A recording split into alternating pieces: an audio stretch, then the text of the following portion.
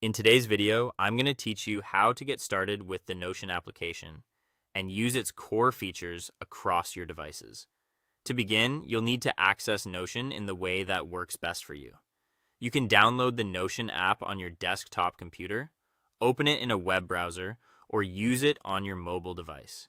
The experience is very similar across platforms, which makes it easy to switch between them depending on where you're working.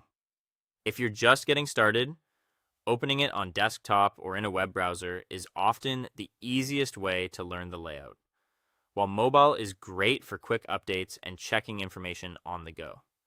Once you have Notion open, the next step is to sign into your account or create one if you're new.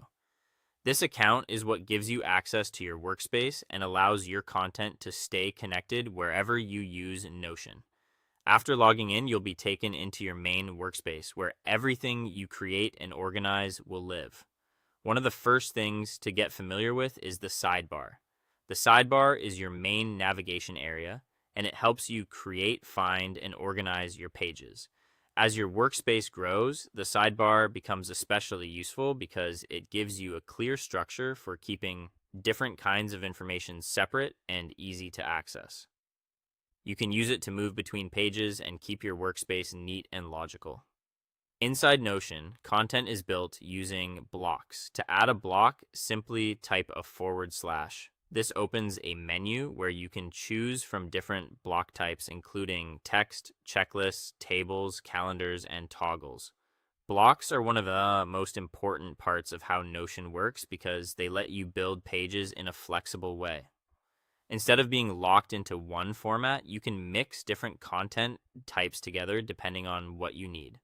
From there, you can start creating pages for almost anything, such as notes, tasks, plans, or projects. Pages are the foundation of your workspace, and they can be as simple or as detailed as you want.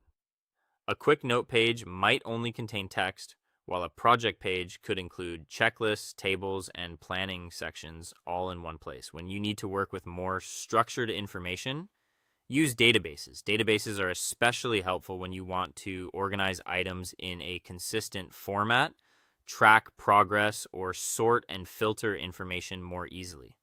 Finally, make sure you use the same Notion account on all your devices. That way, your pages will sync automatically so your work stays updated whether you're on desktop, web, or mobile.